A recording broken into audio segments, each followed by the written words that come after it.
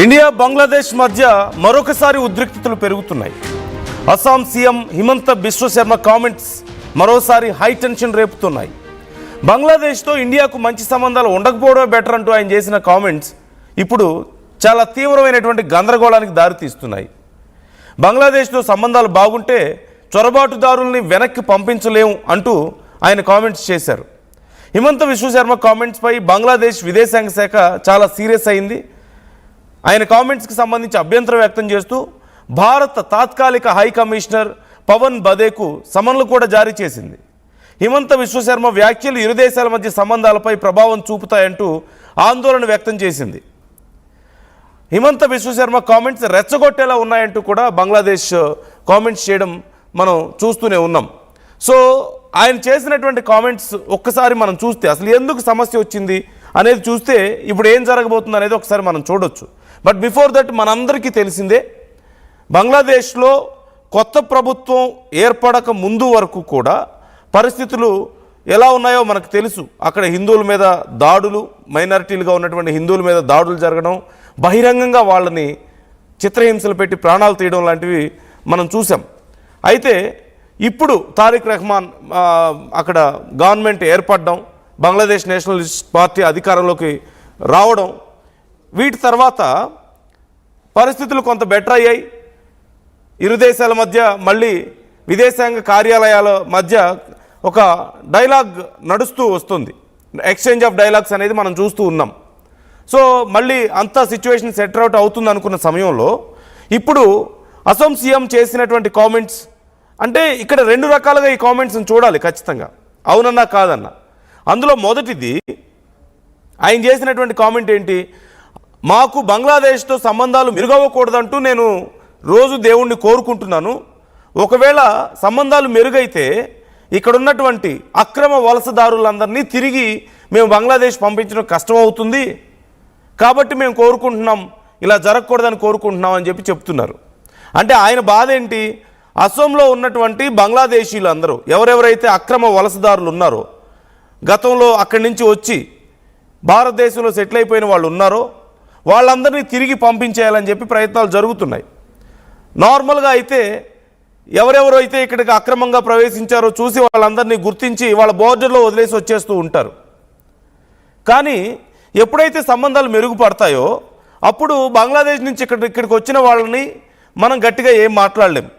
బంగ్లాదేశ్తో మాట్లాడి ఇదిగో మీ పౌరులు ఇక్కడ ఉన్నారు, ఇంతమంది ఉన్నారని గుర్తించి వాళ్ళకి ప్రాపర్ ఎవిడెన్స్ చూపించి వాళ్ళు అది కన్ఫర్మ్ చేసుకొని వాళ్ళు వాళ్ళ దేశానికి పంపించమని చెప్పి అడిగితేనో లేకపోతే మన రిక్వెస్ట్ని వాళ్ళు యాక్సెప్ట్ చేస్తేనే అప్పుడు మాత్రమే పంపించడానికి అవకాశం ఉంటుంది. లేదంటే అది కొన్ని సంవత్సరాల పాటు సాగేటువంటి ప్రొసీజర్. అదంతా కూడా చాలా రకాల అనుమానాలు, డౌట్స్ ఉంటాయి. మనకు ఆ క్వశ్చన్స్కి సమాధానం మనం చెప్పాలి. అంటే మన దేశంలోకి అక్రమంగా వచ్చిన వలసదారుల్ని తిరిగి పంపించడానికి మనమే సమాధానం చెప్పుకొని మనమే రిక్వెస్ట్ చేసుకోవాల్సిన పరిస్థితి వస్తుంది. ఒకవేళ అక్కడి నుంచి వచ్చినటువంటి ఎవరైనా బంగ్లాదేశ్ వలసదారుల మీద ఇక్కడ ఏదైనా జరగరాని జరిగితే, ఏ కారణం వల్ల జరిగినా సరే మళ్ళీ ప్రతిపక్షాలు విమర్శలు చేస్తాయి. ఆ దేశం మళ్ళీ క్వశ్చన్ చేస్తుంది, మా దేశ పౌరుల మీద మీ దౌర్జన్యం ఏంటి, అలా చేయడం తప్పు కదా అని చెప్పి దానికి సమాధానం చెప్పుకోవాలి. ఇన్ని రకాల తలనొప్పులు ఉంటాయి. తీరా చూస్తే వాళ్ళు వచ్చింది అక్రమంగా, వాళ్ళకి ఇక్కడ ఏ ఐడెంటిటీ ఉండదు, ఇక్కడికి వచ్చి వాళ్ళు ఏం చేస్తున్నారో తెలియదు, వాళ్ళు మంచిగా ఉంటున్నారో వాళ్ళ వల్ల నష్టం జరుగుతుందో కూడా మనం కన్ఫర్మ్ చేసుకోవడం కష్టం. So in that sense Himanta Biswa Sharma comments చేసినట్లు కనపడుతుంది. అంతే తప్ప భారతదేశం వెళ్ళి బంగ్లాదేశ్తో ఏదో గందరగోళం ఉండాలి, వాళ్ళతో గొడవలు పడాలన్న ఉద్దేశం ఏం కాదు.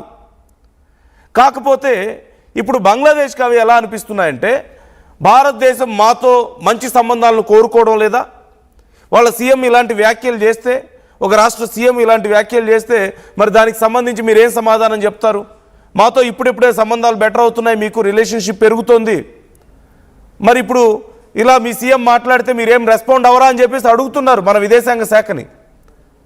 మనం సమాధానం చెప్పుకోవాల్సిన పరిస్థితి. అఫ్కోర్స్ హిమంత బిశ్వ శర్మ దానికి సంబంధించి మళ్ళీ ఒక క్లారిటీ ఇచ్చే ప్రయత్నం చేస్తారు. ఒక్కసారి I would like to read the tweet also. ఆ ట్వీట్ ఒకసారి నాకు ప్రాపర్గా can you show me? Yeah please. So we continuously remind our self of this prophetic line when we expel infiltrators from Assam who don't leave themselves.